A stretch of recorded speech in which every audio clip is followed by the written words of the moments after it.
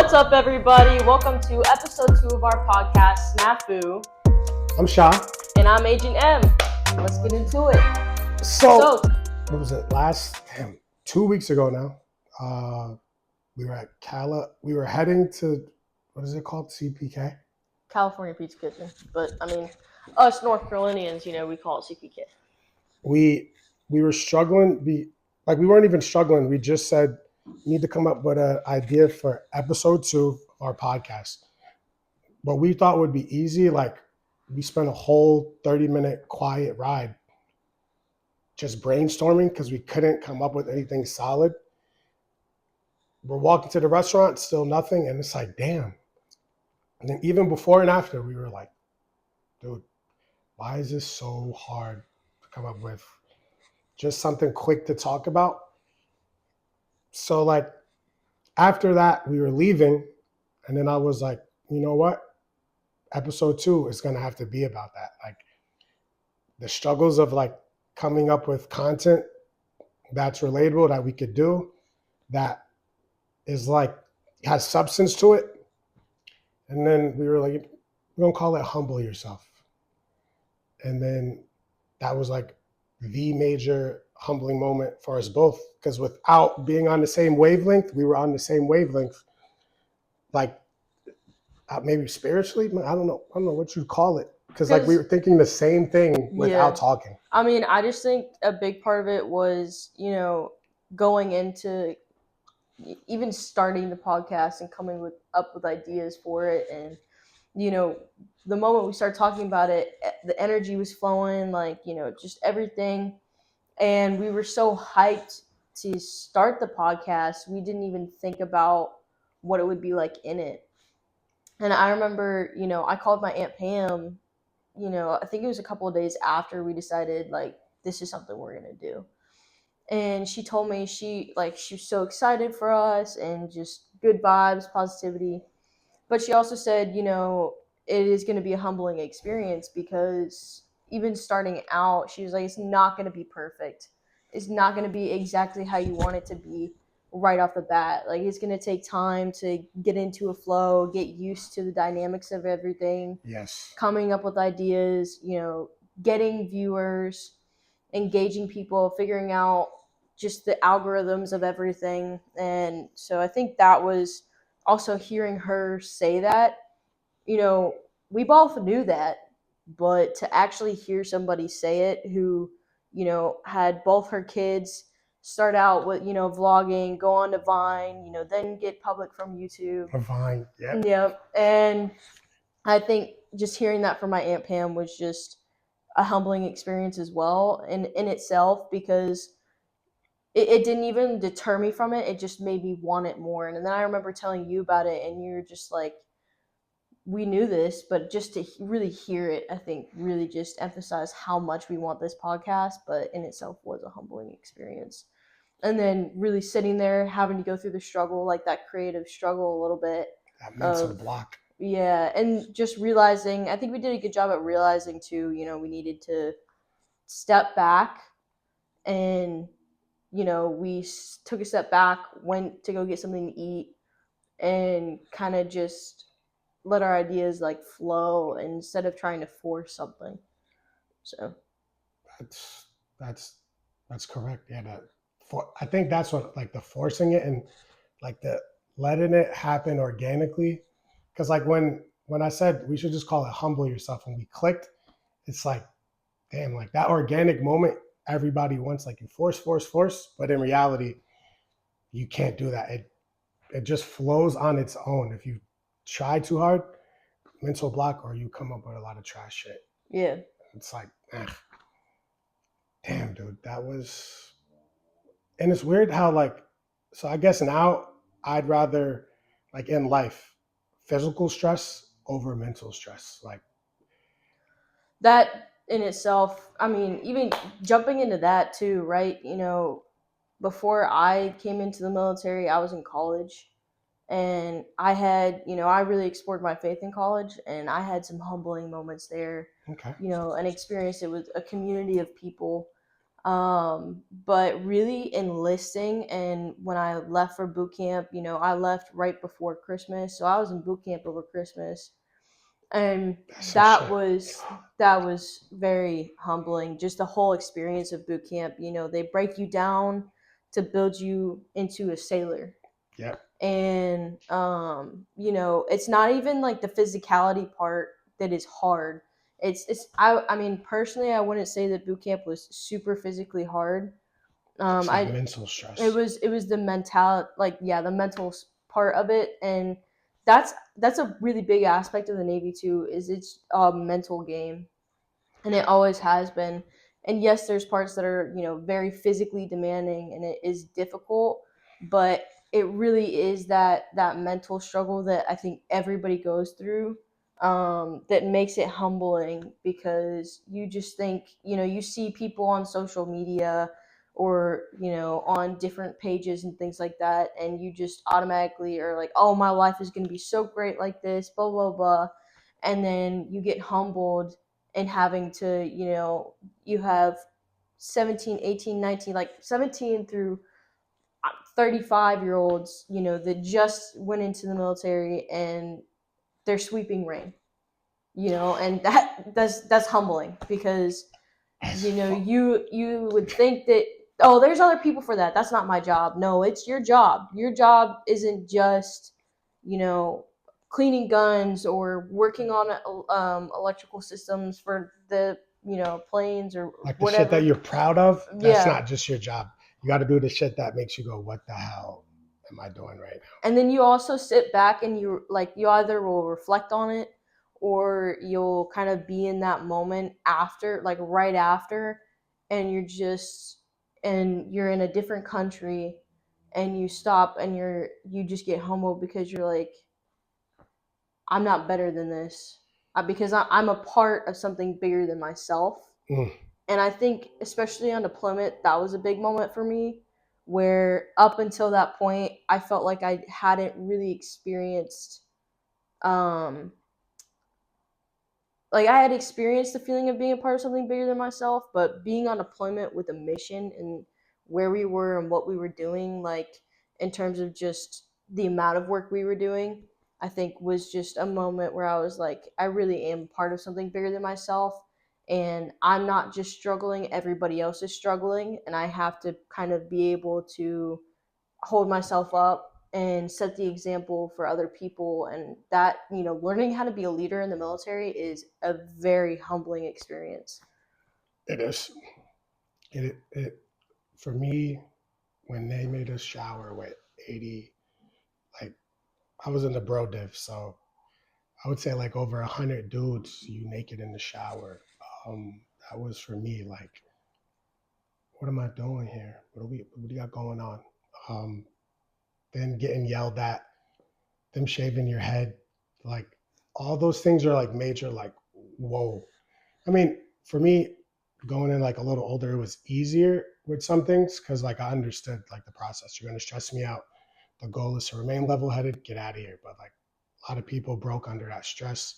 Like you find out, a lot of people kind of found out who they were in that first 3 weeks. By week 5, if you were still there, you were gonna make it out. But the first few weeks of boot camp, especially week 1, P days, awful, super humbling. You're getting yelled at left and right. People just folding and leaving, and or attempting suicide and stuff like that. It's like, whoa, this is a shock. Because in reality, if you leave during P days, you're like, I'm free. When you go back home to your people, they're gonna be like, you couldn't last 10 weeks. So on the outside looking in, it's easy. It's only 10 weeks. Live that 10 weeks. That's what I gotta say to anyone that hasn't done it. Do it in 10 weeks, then tell us if you've changed. Because like you're appreciative of the smallest things. Using your own bathroom, your own shower, you're not timed, you're not getting yelled at left and right. Like, And there's a lot of people too that they, I mean, I know they're even the females, right? Because my division had a lot of really alpha females, I'd say, or at least that was kind of like their personality in a sense. And they would not tolerate being yelled at first.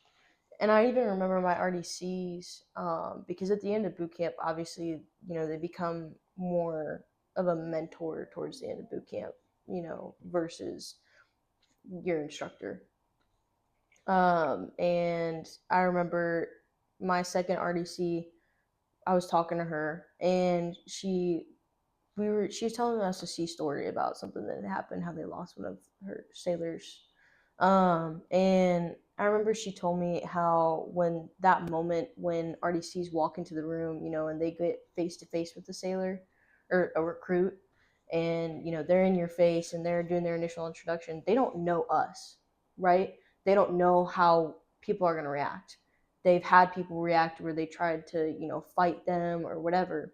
So she said that can also be, and I mean, even our third RDC, he was a DC man, and he was even like, it is a very intimidating kind of moment, not just for us, but for them as well. Walking in there, they don't know who they're talking to. You know what I mean?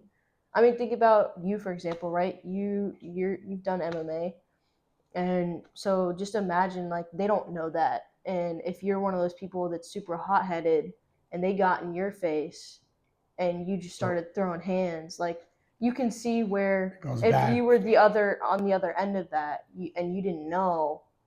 Yep. Yeah, you definitely going to boot camp. You just got to take it all the way down.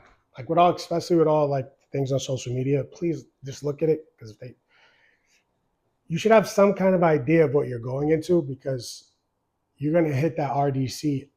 And yes, I guess they're supposed to be like, yeah, the fuck was that? You're bad. In reality, you might get jumped. Like, because you're a recruit, you just hit an RDC. And especially like you said, if you have like a fighting background or you're in any martial art, you might really hurt this person. All these people, these RDCs have been together for years. They're friends. They're on contract there. You're going to get a different reaction than like what you want. Would they do that? I don't know. Would I do that? Hell yeah. Like if you got hit and this recruit just starts going crazy, because there's the only police there are the RDCs. And then I guess, yeah, the RDCs. And I guess until the MAs get there, but like the people that are going to restrain you is the people you just hit. Like, that was the biggest part for most people, like choosing to talk back. But it's like, dude, you know why you're here. Like, they're going to yell at you. And it humbles you because it shows you you're not special while you're there. Like, they even tell you, they're like, you're not special. Get that out of your mind. Because the one thing that I feel like divisions get rode the hardest for is not working together. And they preach, you're not special, and it's one team, one fight. And, we hear that a lot throughout our careers, but, I don't think people in the beginning process that. They don't. Until you go on deployment and you're, in it with people. And I think a lot of us on deployment, that it was like our first deployment, no matter how long we had been in. Because there are some people that had been in for, I don't know, like 8 years and had never been on deployment, and it was their first deployment. So, yeah. Even then, like, it really hit, the reality hit of, damn, it is one team, one fight, and I'm not better than another person. And they also teach you you're replaceable. Everybody's replaceable. And I feel like for me, that was a really hard thing hearing, right? Because growing up, you're raised in most people, not everybody, but most people are raised in a way of like, you're not replaceable. You're unique. You're your own person. But in the military, you're just a number and you're replaceable. And they have to think that way. And it's understandable why they have to think that way. Yeah, it's the part of the job. Like, yeah, we're war fighters, so it's not like we're not here to be coddled. Like, at the end of the day, if something happens, what we're going to do is gruesome, demonic, sad, and then also amazing, beautiful. And it's just like, a mix of emotions. It's a mix of things that go into. It's the most primal thing we're going to do. So when you're out there, you want to be humble, one, because if shit kicks off, the guy next to you is the person that's going to help bring you home. the mission is to win, but like also And your beef, you got to put that aside. aside, because you can't afford anything, especially if we're fighting an equal adversary. Everyone chose to be there, so like you could pray to God if you want, but like that God works for both sides. So you both praying to him for the same thing. And we chose to be in this fight. So the people around you got to love on, because if shit happens, you're going to make sure the people around you are elite, want you to leave alive, and then also won't be scared to do their job for you. Like if things start going wrong, you don't want someone to go, I'm going to save my own ass. I'm not going to do that.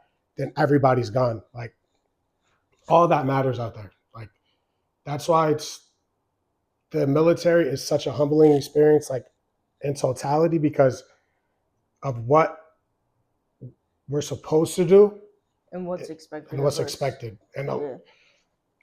in the military, you get one job when you come in, but you really have like 10. So it's like you're a janitor, you avionics, you fix computers now. It's like, yo, what? It's so much that it's like, this is not like good. But a positive part is like it makes great people like you, Ringor, Peyton. Like I didn't meet a lot, but like the few I've met that are like great people, like the military's brought me, and it's cool. Like to be experience the inside versus like being a civilian. It's even that's humbling. Like crossing over and civilians not understanding us. At first, I thought, oh, that's crazy. But when we came back from that deployment, talking to our family was like, and like friends was weird, because they're thinking you were just on the boat. Go on the boat then. Go on the boat for a week. No port, like just 1 week. You've never done it. That will stress you out. I'm like, we're doing that for months at a time. Some people are doing it longer than that. What was it called? Reintegration. That was humbling, because at first I thought, we don't need this shit. It's a waste of time. I legitimately said that. And the Navy showed me once we got back, the first week we were back, I was talking to a group of people, like we was out, and then I'm like, yeah, we was out on the boat, and I just heard back. Does that really matter? And I almost lost it. I was like, what the fuck? I had to like step back and be like, you know what? They've never experienced it. And then just them being there was annoying. Like they're talking, the things they spoke about, I thought were so like, I'm like, yo, what are you talking about right now? Like, The hardest part for me was being home. Like it mm, was definitely hard being home. Um, you know, obviously like talking to my family and trying to put into words, I feel like the mental demands of what we went through and the humbling experiences we had, but also trying to create and or not create, but give them the fun moments as well. Like I didn't want to pour a bunch of negativity right off the bat, but it definitely is not. And you also have to understand, it's even a humbling experience for our families too, right? Because they don't know what we go through, and when we do tell them and then they do know what we go through, they don't understand it because they can't put themselves in our shoes.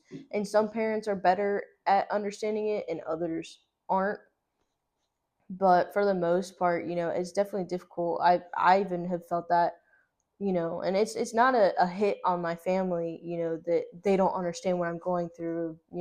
No, they're amazing people, but it's just, that experience. yeah, and I definitely feel that a lot, with my buddies, parents. They, Jennifer and John, y'all are amazing people. And I love y'all to death. Ellie, I love you to death.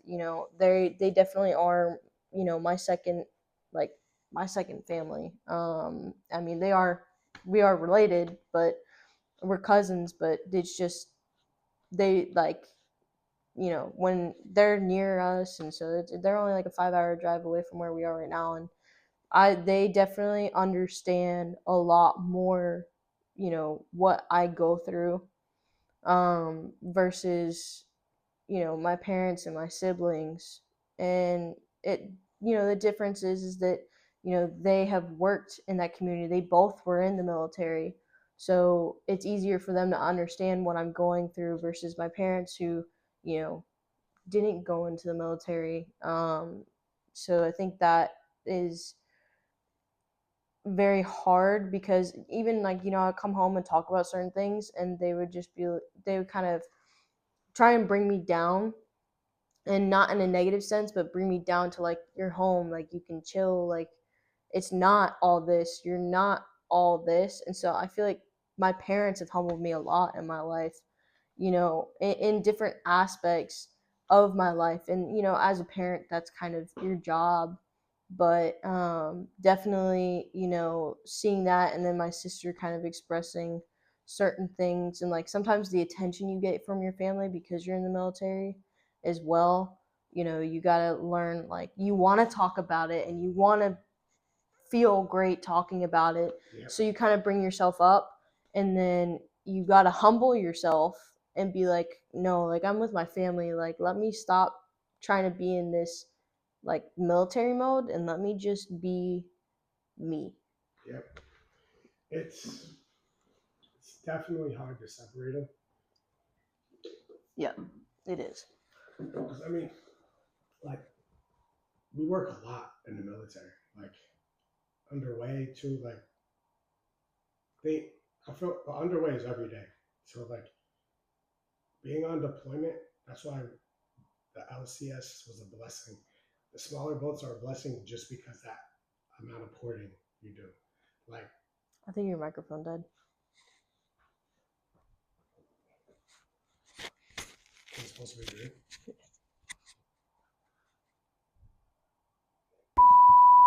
Tomorrow it'll be a full year when I blew the disc in my back. Pause. Like, finding out you're not invincible. Like, your body not bouncing back the same as you expect it to, like, humbles you a lot and violently irritates you. I can't. And then the people, I mean, even as an athlete too, and a lot of people see athletes as people that are doing some sort of sport or whatever, and you don't have to be playing a sport to be an athlete. Like, you can just be an athlete through what you do, at work and everything. Too.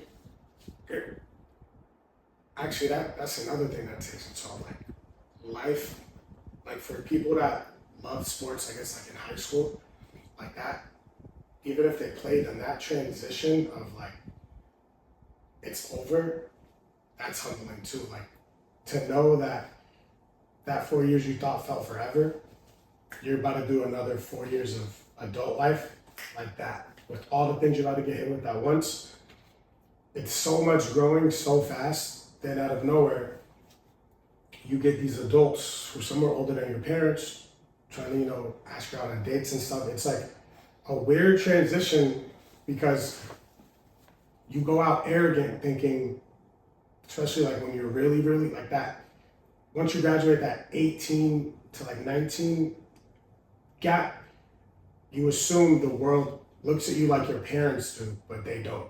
They just look at you as an adult. That's a really good point. I mean, I remember, I graduated high school at 17. So I graduated early. And I remember, like, going to college and a lot of people wouldn't really look at me for my age when they found it out, but they definitely would. Some people would. And that experience of, they'd ask me how old I was, and I would be like, oh, I'm 17. They're like, are you turning 18 soon or whatever? I'd be like, yeah, but I'm 17. They're like, well, how are you like in college? I was like, well, I graduated a year early. And, that look of like, oh, you're so immature. And in reality, I would always think to myself, I'd be like, well, you don't know my life experiences. You don't know me. And I remember one of my friends from high school that went to the same, because we played soccer together in high school. And I remember we went to the same college, and she ended up playing volleyball there because she also played volleyball. I think it was her. I was talking to her, and she was like, "I understand where you're coming from, but also look at it from the sense of, you know, you don't have anything to prove to anybody. So thinking that is a way of being like, well, I gotta prove that's not me, you know, and you can't change the way people look at you. You can't change the way, you know, people are gonna think of you as in life, just in general, no matter how many times you prove them wrong. Yeah. You just gotta be confident in yourself and trust yourself and be able to not only be confident, but learn to bring yourself down and humble yourself and realize, hey, I'm not the most important person in the room, and everybody has a voice. Yeah, it's great. Like, and then you gotta master the art of not giving a fuck, which is hard. Like, because like in each situation is different for that, but the more you do it, the like easier everything is. Especially if you're like doing it from a positive stance, like you're working on yourself as best you can, and you can't care what either people from the past try to like throw back in your face or where they're judging you at now. All you can do is let them do whatever they want. Like whatever you can't control, don't try and control it. Like control what you can. The rest. And I think certain aspects, and not even just not giving a fuck. I mean, we don't mean like not give a fuck as in you don't care about anything, but it's not, because there's a point to where if you don't give a fuck to a certain point, you know, that's not healthy and that's not good. So you gotta find the balance. No, I agree. That's what I said in a positive way. Like if you're working on yourself, for example, like let's say you bump into someone you knew 2 years ago, but you've been working on yourself this whole time. A person like that, if they met someone you know now, behind your back, you say, oh, they act like this. And then the person you know now be like, they don't do that. That person knows like that old version of you. So you gotta, and a petty person like wants to get even or like state their case, but you can't control that. So like, it's up to you to basically build that reputation of, this is who I am now. I'm working on myself every day. Like you said, humble yourself and become a better version of yourself the best you can each day. Like, and if you're always doing it from a positive like standpoint, you don't need to outshine anybody, you don't need to make anybody feel below you. I feel like the universe itself will like look out for you in that way. Like this person's showing so much love and positivity, even though, because working on yourself is hard. It's not easy, like especially staying consistent with that type of stuff is extremely hard. And it's a battle each day because you wake up some days feeling different about the day. People could ruin your mood. So to always be building yourself and then also showing love to the people around you. Those people from your past, if they have a certain perception of you, will now see you. And then the people that know you now, any negative things that come up, like that's not who that person is. Actually, you said it ruins your day, right? Like, or some people let it ruin their day. And that reminds me of my dad. I was going through a rough patch. And I was sitting and talking to my dad, and there are two things that he always, well, I mean, there were three things, but two really big things that he always preached to me. And one of those were, it's not what happens to you, it's how you react to it that defines you. And that has stayed with me throughout my entire life. That has always been a really big thing. And on top of that as well, you know, whether I had a bad day at school, a bad day at work, you know, I was going through a rough patch with my birth mom, whatever it was, he said to me, because I remember there was one day and something happened at school and I just let it ruin my whole day. And when I was telling him about it, and he was like, why are you in such a bad mood? And I told him, and he was like, there are hundreds of minutes in a day, and you're gonna let 1 minute, or 2 minutes define the rest of your day. You're really gonna let 2 minutes out of the, 325 minutes or something like that are in a day ruin that? And he's like, you still have 323 minutes. So that was also a big thing for me in realizing, if it's one thing, at work, with what we do and stuff like that, it's not just one time. There's a bunch of stuff that happens throughout the day. Yeah. But to be able to come home and leave work at work and say, I'm not going to let all these minutes define my attitude for coming home or my attitude for the rest of the day, and bring yourself back up is like very important, because I've seen a lot of people in life and in the military that just let one shitty moment ruin their entire day, and they treat everybody around them like absolute trash. And that fucks it up even more because now Yeah. you're affecting everyone around you. It's that trickle down effect. Now the whole energy of the whole team is like fucked up, all because you couldn't check the fact that, okay, this person didn't do anything to me. They're in a great mood. Like, I gotta check my emotions here and get it under control. And I had my moments on deployment, and I remember we would sit and talk, and you have always just, I don't want to say put me on a pedestal, but you just see me in a way that I never really saw myself, and kind of changed my perspective in one of the best ways possible, because I feel like in the environment that I work in and with some of the people that I have worked with or whatever, I felt like I had to kind of bring myself down in a sense and not let myself be super cocky or confident, because, and I don't want this to sound like, because you're doing so good, like around them, but that's a them problem. Like, right, you're up here, but not because you're. It's not because you want to make them feel little. You're just working hard. And so they felt they had egos and they felt belittled, and so you need to dim your light to feel even. Exactly. And I did my light because I didn't like the backlash I was getting from not doing that. And that's the kind person in you. You felt like, well, I'll be not. Fuck all that. And it really messed with me for a while. I mean, even when we got back from deployment, it fucked with me for a while. And I finally have started to get back to a point where I'm more like my confident and cocky self. And not in a way where it's too much, but where I have a good balance. Exactly. And I definitely just, it makes me feel better. And I think it's good. It's just, it's hard when you feel like you have to do that because other people around you are like the backlash from it because they don't like seeing you succeed and then them not succeeding. Yeah. That's because, like, the biggest thing, like, when you see track runners race, even in the Olympics, that group of people is the fastest group in the world, right? Obviously, there's going to be a winner. There's going to be first place to last. But Usain Bolt, all of them say, if you look left or right while you're running that fast, you'll fall. You'll slip up. Your body, your brain needs to stay focused on its own lane. That's the whole, like, people are always looking at the person next to them.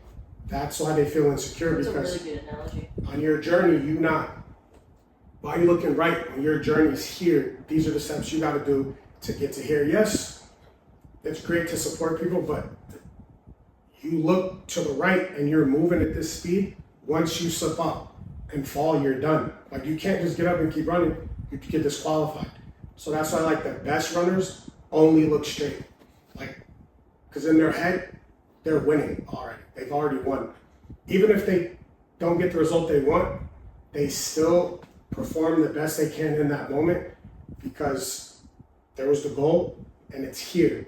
Like, people always are looking to the left or the right at somebody else's journey, and you're not supposed to do that. You can look at their journey and go, great job, but if you're looking at it, comparing it to yourself, and then like having this terrible attitude around them to try to bring them down to your level of insecurity is super toxic. And like, especially in your situation, it hurts because when someone's doing way better than you, but they're kind and humble and supportive to you, when you're a piece of shit person, you only want to treat that with evil, like, because there's nothing you can say bad about them. Like, damn, it's a look in the mirror situation where you got to look at yourself and go, I'm unhappy with where I'm at. I got to work better. So instead of using this person as a resource, you try to make them feel secluded. And that happens far too often, especially like in the military, but not even in the military, because I did both sides. Any working environment, and anytime you do that. Yeah, that happened to me a lot when I was in the civilian world as well. Yeah, they will, anytime you do it, you'll never prosper because, like. I mean, that even plays into, professional sports. Yep, all of it. I mean, my cousins, they literally, I remember when we visited them in Puerto Rico, and, there were people that would drive by their houses. They would drive by Jake's house and play the Team 10 song, and they were blasting it. They kept driving back and forth, and we were all just, either they were in the middle of filming something and we were all hanging out as family, or I think Jake was getting like one of his new cars delivered, whatever it was. And I'd always known that they, endured a lot, and I had plenty of experiences when, we were with them and or they were coming to visit and people would come over to their house. And this is, my Aunt Pam's house in Ohio, and they would, knock on the door and be like, oh, can I see them, this, that, or the other. And I understand, a lot of people that are fans, they want to meet them, whatever. I understand that, but at the end of the day, and it isn't even just with them, it's just with people in general, with the celebrities, I feel like people forget that they're human. And they make mistakes, they go through it too. They're not, people assume their time is owed to them yeah, because they watch them. But what I gotta tell they're not everyone, unbreakable. like when you create some dope shit and people follow it, like the person that created this something that's amazing, you follow because they made that thing. They don't owe you like an audience because you chose to follow them. Like, I don't understand how people get that like mixed up. Like, no, you definitely deserve to take a picture of me because I bought your album. You bought the album because the album was fire. Mm-hmm. You bought the painting because the painting was fire. Like you paint it, you make the album. See, like you won't get the same result because this is my light and this is the way I showed it. I don't And understand. they're appreciative of it, right? Because if it weren't for the fans, Of course. they wouldn't be where they were. But at the same time, like to what you're saying, there's that aspect of, they don't owe you anything because you chose to follow them. You chose to do that. Exactly. You chose to support them in their endeavors. People always Right. forget that. Yes. But they, a majority of people I've seen, they're still grateful. They show gratitude for it. Yes. And showing, that you're grateful to your fans and you have gratitude for the things that they have done for you or whatever, Yes. that's important.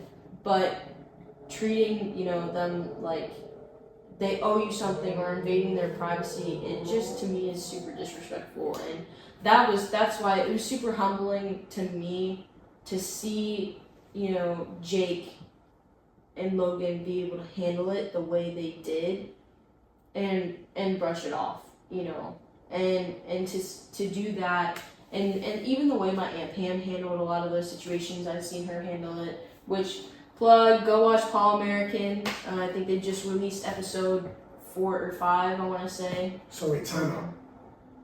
Your Aunt Pam's last name is Paul. No, Stepnick. Stepnick? Oh, she's not Pam Paul? Mm-mm. How would I love that? What did you say? Stepnick? Stepnick. Stepnick? Mm-hmm. That's really, really close to okay. But it's Pamela. That's her, Her name. no, well, her name's Pam. It's just Pam? Not Beasley. That's all. Okay. Not the joke. Because Pam Paul, I was like, I wonder if it's Pam Paul. Okay. No. All right, I'm ahead. I'm back. I mean, I think too, the some of the moments, right? I feel like the crews, we get so used to certain things that it becomes normal for us. Yeah. Right? And I remember talking to you about when we were on deployment about certain situations, or even just since we've been back, talking about certain situations, and I'll tell you about something that happened or tell you a story, and you'll look at me and you'll be like, that's not normal. And I'm like, what do you mean? Because I've gotten so used to it, it's become normal for me. Yeah, our brand of comedy is super dark. We don't mean it to be. Like, yes, that was a big thing we talked about. We genuinely don't know when the switch happened. Like, just randomly, something that is dark, and we catch it though. We do go, oh shit, that's kind of fucked up. But like, we're so used to it because of the world we're in.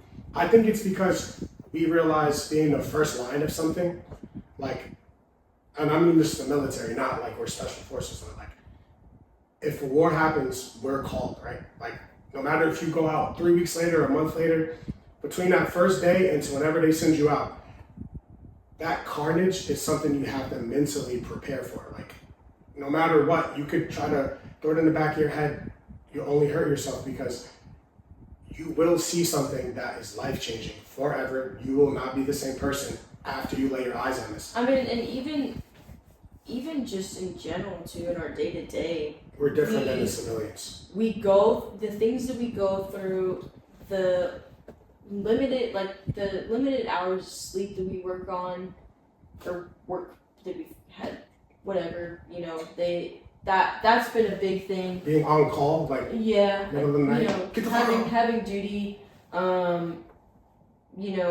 working off of maybe 2 hours of sleep.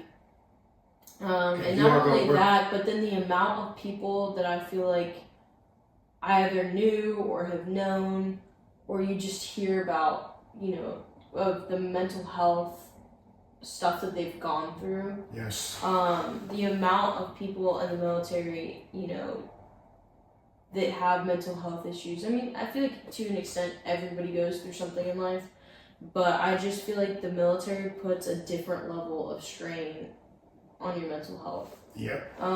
And finding ways to, adapt and be able to persevere through that is very difficult, and we just kind of, I think, develop this dark humor, which I'm not saying it's okay, but it is definitely it's a coping mechanism for a lot of us. And it just kind of becomes natural. You're used to hearing cursing, you're used to hearing people yell.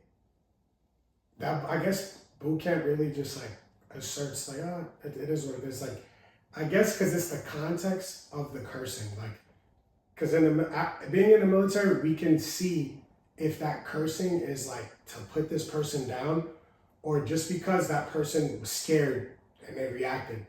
Like, they're not trying to curse at you. They're cursing at the situation. You're just the person in the situation. It's funny because I remember when I got into boot camp, my brother TJ, my sister Amanda, and my dad and Ryan and my mom Karen were there. And I remember we were driving in the rental car back to the Airbnb that they had rented.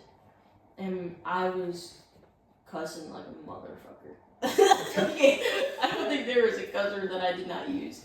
And my brother looked at me and he goes, "When did your balls drop?" And I was like, "What do you mean?" Like, and it was just, one of those things where I was like, "Damn, I don't think, cussing, like you said, it was a real thing." Yeah, it's a real thing. It is. Have a sailor's mouth. That's a real thing. Like being around children. I don't think I realized this, and this is where I had a humbling experience. I had a pretty bad shoulder injury last year, and I was in a sling for, I think, 2 weeks. And I remember I was so bogged down mentally. Like, just how even basketball players, ACL injuries, right? That just, you've seen so many. We both have seen so many where the mental battle they go through, and I don't think a lot of people realize that it's the same for those of us in the military that are dedicated to it. We get an injury and to us it's devastating, right? Because for me, it was my shoulder, right? I need my shoulder for my job. And I remember somebody told me that I was useless because for my job I got to be able to shoot, right? I got to be able to use my hands and work with weapons and different things along those lines. And so I got called useless, and that made it a million times worse, right? And I had this other person that was a civilian contractor, prior military, and he looked at me and he was like, "You're not useless. Don't listen to him. You know, I know you. I know how good you are. You're gonna pull through this." And it gave me that. I had not even just a humbling moment of, you know, the military isn't just a job. It's a lifestyle, but it's also, you know, it's a sport in a sense. I don't want to say like, oh, it's this, it's that, but in the sense of the teamwork and the camaraderie. You know, a lot of people miss that when they get out and they want to get back in purely because they miss the teamwork, they miss the camaraderie, they miss having to, you know, they miss being a part of something bigger than themselves. And so that moment was very hard for me, pushing through that and healing from that, you know, getting better. I'm still working on healing, right?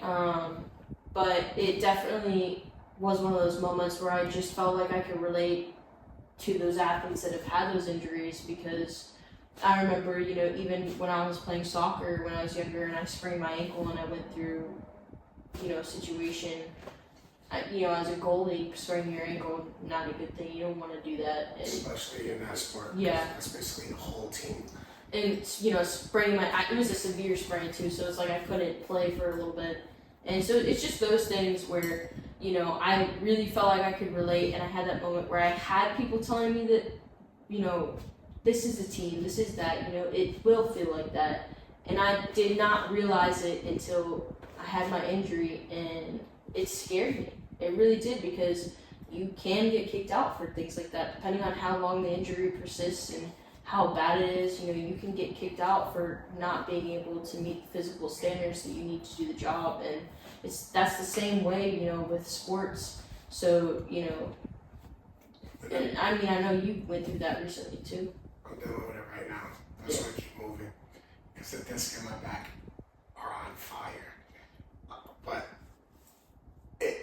it just sucks, because, well, from my experience with it, it's awful on the enlisted side dealing with people, because no one understands when they go through it. A good chunk of the people that I know really aren't, like, that I work around really aren't athletic. Like, on the officer side and the aircrew side, like, and the enlisted side is aircrew, but they, like, upstairs with the officers, them top-notch athletes, like, they understand what being hurt is. Like, but I try not to get petty, because if the person trying to make me feel bad for being hurt doesn't really work out, has never really played a sport, doesn't really know how to get active, can't give a shit about that opinion. That's a waste of time.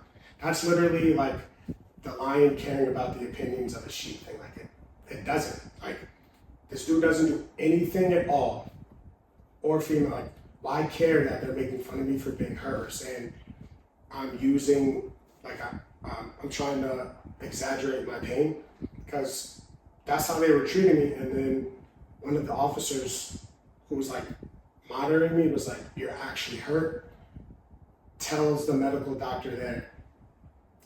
Immediately, once that word was given, I was being treated better. And, like, I'm still doing bad, but, like, it's just cool to know, like, the people that have to stay active, or especially if they've been hurt, understand, okay, you're in a tight spot. Like, the person that told you you're not useless understands your situation and realizes, okay, this person is hurt, and they already know where you are mentally, because when you're hurt, you hate that shit, because you want to get active, but you can't, because you're not. Especially when you're an active person, it's Right. so hard. I mean, I remember we were doing an ammo unload. This was middle of last year, I think. We were doing an ammo unload, and we had crates of ammo, and then we had, like, the ammo cans.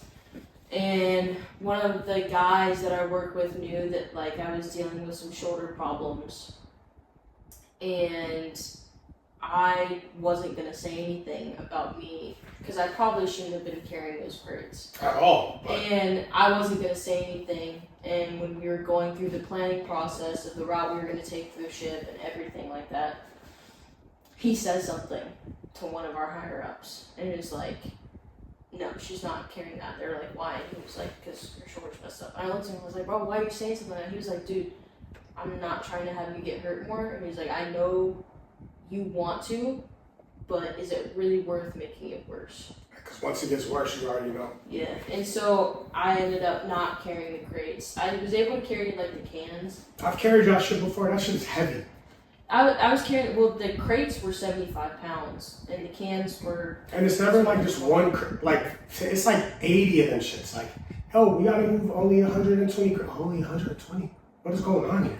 Yeah. Like, you guys move massive amounts of numbers of these things. It's never like a normal number. Like, it's always something like you don't expect to hear. I helped you on the boat with a small thing, and I'll never forget the number. FC1 was like, "Yeah, you're doing good, man. Just keep helping us." And I'm like, "How many more bullets like do we have to like move?" He goes, "It's not a lot." I'm like, "These are like 80 pounds a piece though." Like, how It was many? 120 rounds. Yeah, and we moved. I'm like, "Yo, up and down the steps." I was like, "You're gonna do this by yourself?" These were not small. They're like this, like they were our 30 millimeter rounds, and so they're it.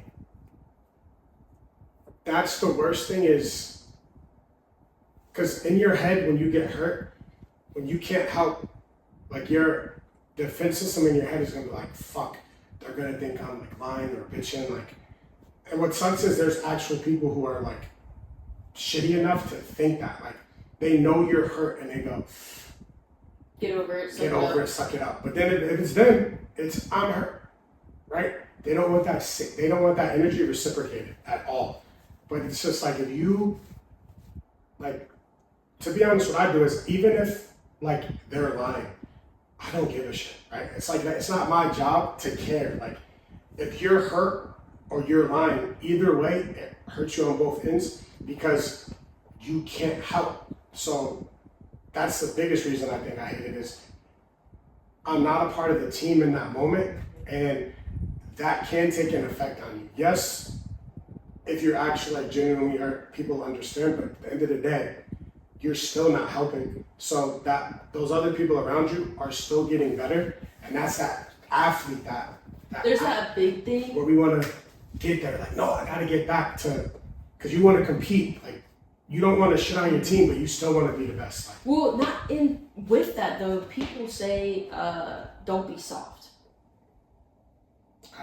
Stop being soft." all right, you come over here. And I hate that shit. And that has become, it's funny when you use it in some senses. In other senses, it's true. It's like, come on, dude, But in terms of when somebody's injured, That only infuriates that person. especially if you're one of the more athletic people, that's just like to fuel in you, where not even it either It's like telling a baby. it pushes you to work harder to get better, or You get dangerous and just try and then you fuck things up. it pushes you to just. It's like when you tell a baby to suck it up or don't cry, then that person grows up like detached and you're like, "Why are you showing emotion?" And it's like, this kid was taught its entire youth that crying was bad, that was soft. Like, now that an adult, you wonder why they, like, "Miss, you raised him," or "Sir, you raised," like, so like comments like that while you're hurt makes you want to, like, once you want to prove them wrong, you might. But then for me, for example, if I go to prove someone wrong, like I pick up something heavy because I know my body can lift it if it needed to, like gun to my head, "If you don't lift this, we're killing you." I could lift that heavy item, but once I put that item down and my body like goes to decompress, I know I'm fucked up. Like the discipline. Now I'm worse because I wanted to prove this person wrong. But typically, like I was saying, it's the pussies that. And well, that's also where you gotta humble yourself, Yeah, and like, be chill out. like, yeah, I need to chill and It's the stop worst. trying to prove myself. It's the worst. Yes. Like, not because Telling yourself to pause is hard. Yeah. It is very hard. that's why that's why I love meeting supportive people in the military, because like a good chunk of people just don't.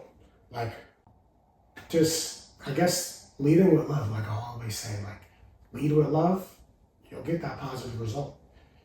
And so far, like, I've been blessed to like bump into individuals like you. I call it the angel frequency, like when I meet people like that, like, because it's just so rare, and it sucks that it's so rare. But it's also amazing because then it's like, well, hey, I know all these shitty people, but then I get to go, well, nope, I know these people that cancel out those 5,000 shitty people I met. Like, kind of like make life worth living type of thing. Like, if you look over here, because I can focus on the negativity, this sucks. But like, when you take yourself out and be like, yo, stop bitching a little bit, like, lock in, because over here is great. Like, amazing. Like, sometimes the grass is greener on the other side if you're a negative person. Like, buddy, jump over here. There's dirt over there now. You got nothing growing. It's desolate. Jump over here where we take care of the garden. And they lock in with you. That is what I love. The humbling experiences are great, but going through them does suck. Hakuna Matata. Hakuna Matata. Yeah, I think in reality we have, throughout our lives we all have humbling experiences, and taking the time to reflect on them, appreciate the learning experiences we had, and Yes. it's pivotal to make sure that no matter the circumstances, no matter what you're going through, no matter where you are, you try and make the best of every single moment and appreciate everything around you. And remember that, your voice is not more important than anybody else's. And everybody has something to say, and it's up to you to listen to them and hear them with an open mind. That is very important throughout life. And we just wanted to kind of come on here and share a bit of some of our experiences and things that we've gone through in terms of being humbled, to know that you're not in it alone, and you're not the only person that has had humbling experiences, no matter how difficult it was for you to swallow. And yeah, we would love to hear more, or we would love to hear any experiences that any of y'all have had that were just major humbling moments in your life. And Yes. Well, guys, we want to thank you so much for joining us for the Humble Yourself episode 2.